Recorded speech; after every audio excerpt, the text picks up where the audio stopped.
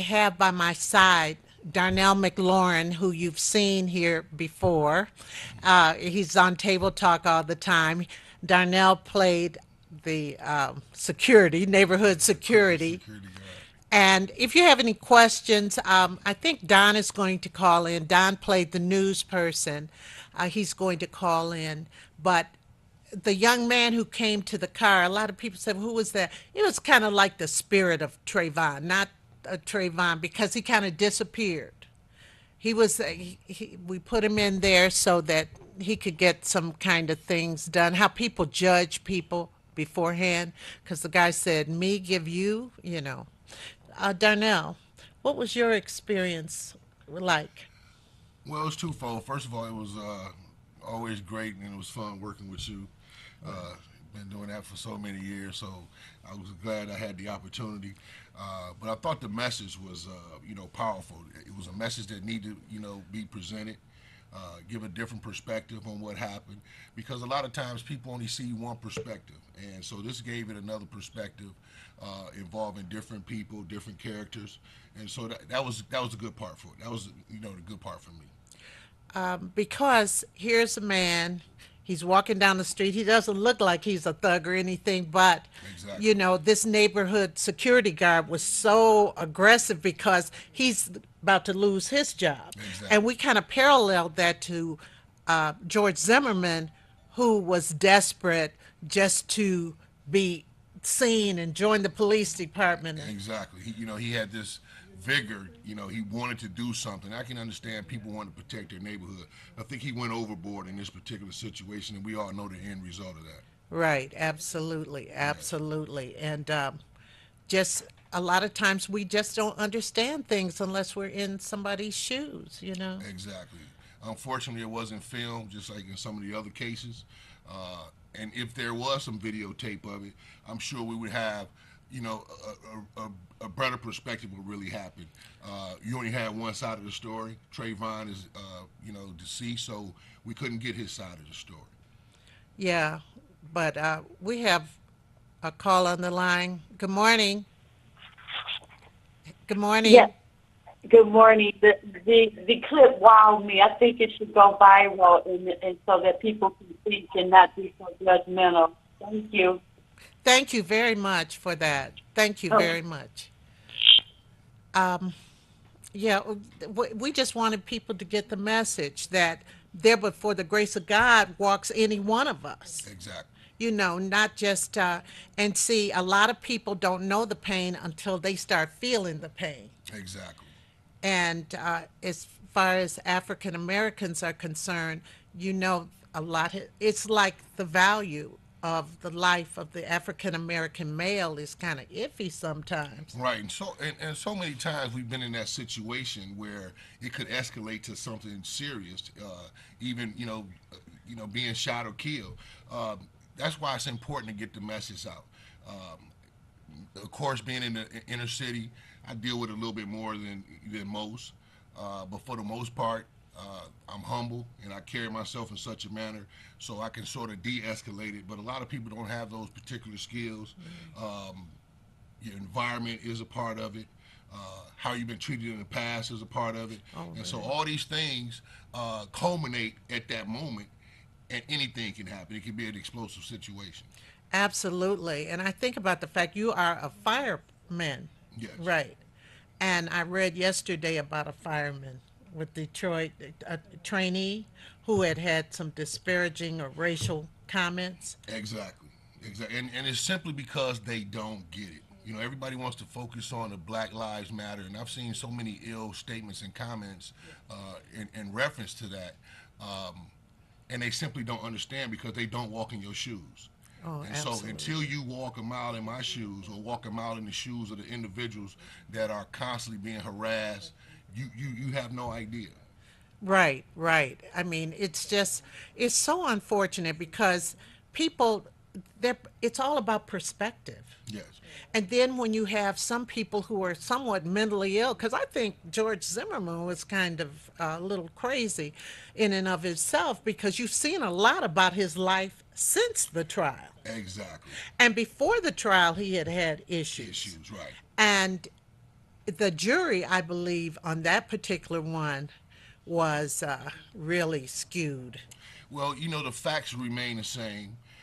There was this young kid walking home, not doing anything to anyone, and he was killed. Those are the facts. He claims that Trayvon jumped on top of him or whatever.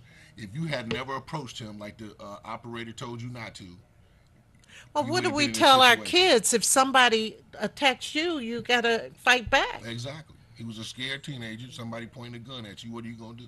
And what is so mystifying is they have the film on the internet of Trayvon in the 7-Eleven.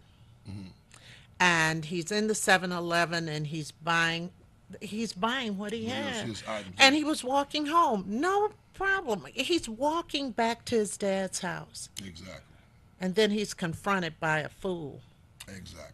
who was, and that's what we kind of based your character on. Somebody who really, I think in your car, didn't it have like messy? It was Oh yeah, messy. it was very messy. I was a snack eating junkie.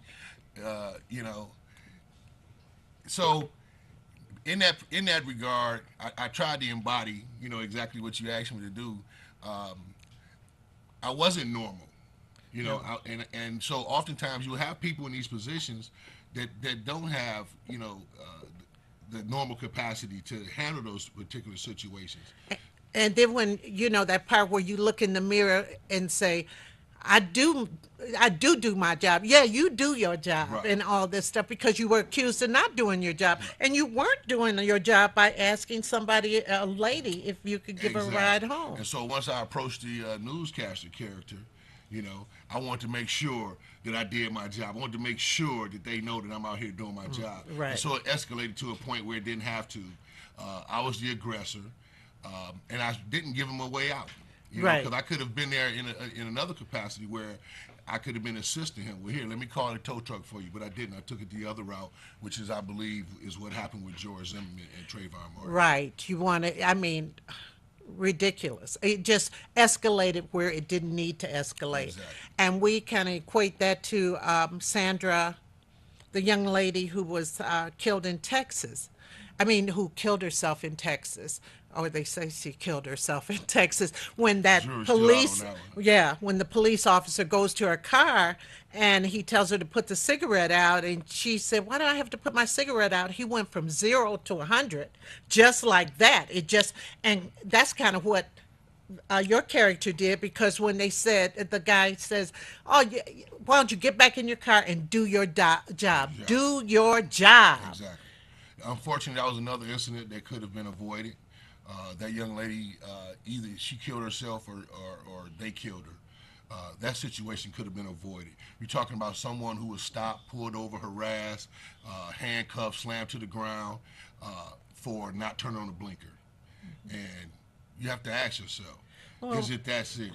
Well, on Table Talk this morning, we're going to talk a little about the young man, the tennis player, the Yes. former tennis pro who got jumped on by a police officer thinking he was somebody else. Right.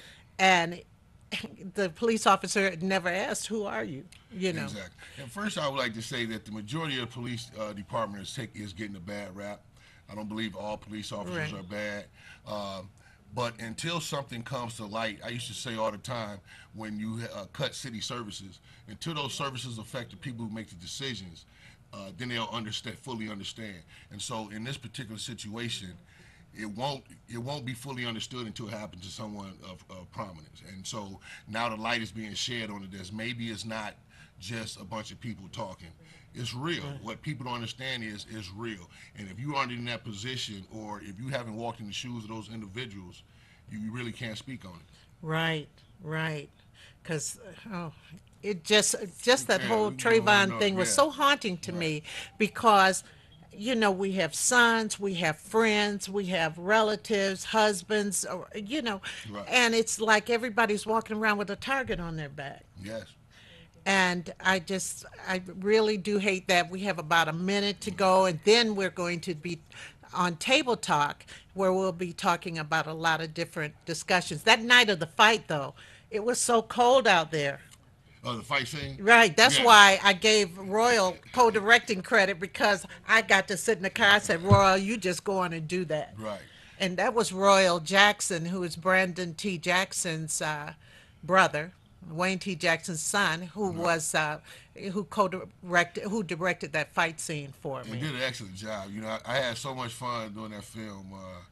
You know, I'm looking for another opportunity. So Yeah, well, that's my little plug right there. That's yeah, my I'm little doing plug. another film next year, so we will see what's happening. So, ladies and gentlemen, Right. we are going to wrap up, and we're going to go to our next show, Table Talk. So, hopefully, I'm not going to say that saying. I'd like you to stay with us. We'll see you in a few minutes for Table Talk. Thank you, Darnell. You're